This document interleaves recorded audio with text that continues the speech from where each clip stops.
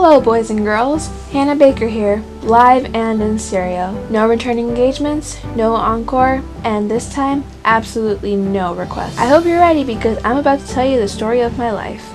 More specifically, why my life ended. And if you're listening to these tapes, you're one of the reasons why. I'm not saying which tape brings you into the story, but fear not, if you receive this lovely box, your name will pop up, I promise. The rules are pretty simple. There are only two. Number 1, you listen. Number 2, you pass it on. Hopefully neither one would be easier for you. When you're done listening to all 13 sides, because there are 13 sides to every story, rewind the tapes, put them back in the box, and pass it on to whoever follows your little tale.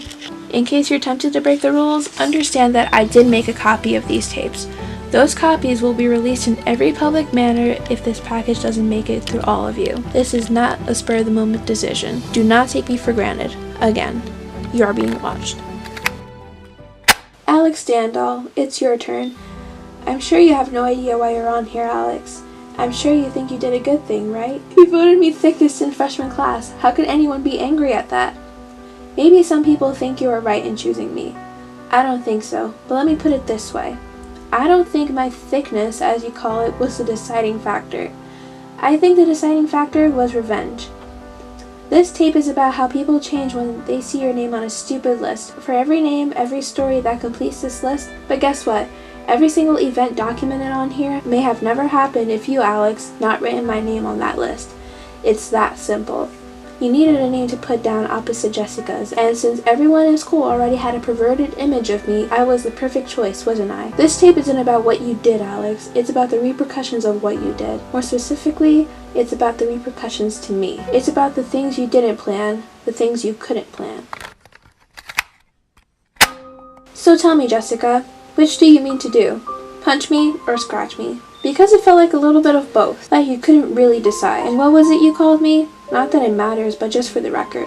Because I was too busy lifting my hand and ducking, but you got me. That tiny scar you've seen above my eyebrow, that's the shape of Jessica's fingernail, which I plucked out myself.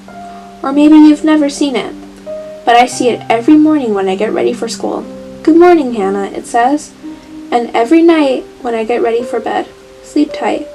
But it's more than just a scratch. It's a punch in the stomach and a slap in the face. It's a knife in my back because you would rather believe some made-up rumor than what you knew to be true.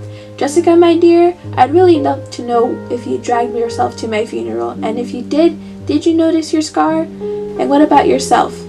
And what about you, the rest of you? Did you notice the scars you left behind? Probably not, because most of them can't be seen within the naked eye. Sometimes you need to be quiet when you're all alone, like me right now. Shh.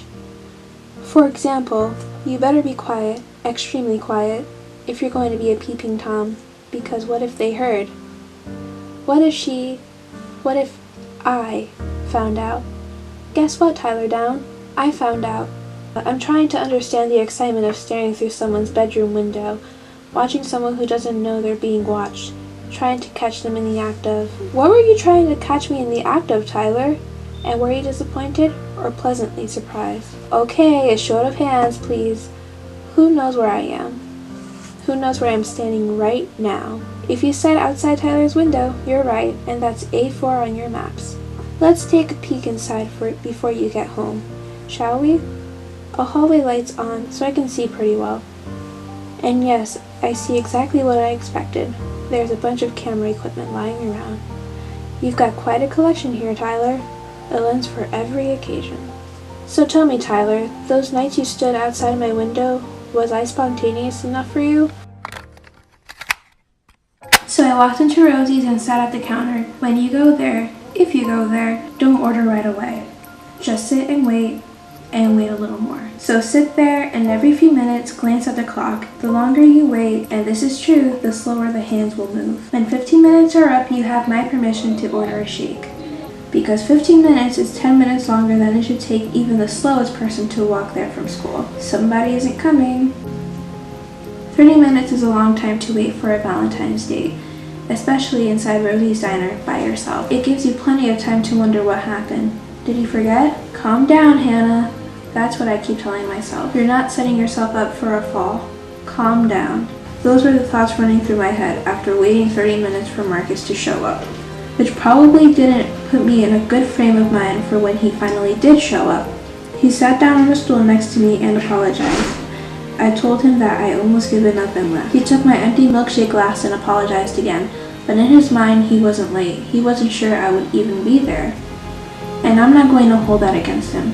Apparently he thought we were joking about the date, or he assumed we were joking about the date. But halfway home he stopped and thought about it and headed to Rosie's just in case. And that's why you're on this tape, Marcus. You turned around just in case. Just in case I, Hannah Baker, Miss Reputation, was waiting for you. And sadly I was. At the time, I thought it might be fun. At the time, I was stupid. You stole my notes of encouragement. So what tipped me off? It's simple, really. Everyone was getting notes. Everyone. And for the most insignificant of things, every time someone even got a haircut, they got a bunch of notes. And there were people in that class I considered friends who would have put something in my bag after I chopped off my hair. Come to think of it, I cut my hair the very day Marcus Cooley and I met at Rosie's. Wow, that's weird. All of those warning signs they tell us to watch out for, they're true. I went straight from Rosie's to get my hair cut. I needed a change, just like they said. So I changed my appearance, the only thing I had control over. Amazing. Maybe it didn't seem like a big deal to you, Zach, but now I hope you understand. My world was collapsing. I needed those notes. I needed any hope those notes might have offered. And you took that hope away. You decided I didn't deserve to have it. So Zach, how many notes did you take? How many notes were there that I never got to read? And did you read them? I hope so. At least someone should know what people really think of me.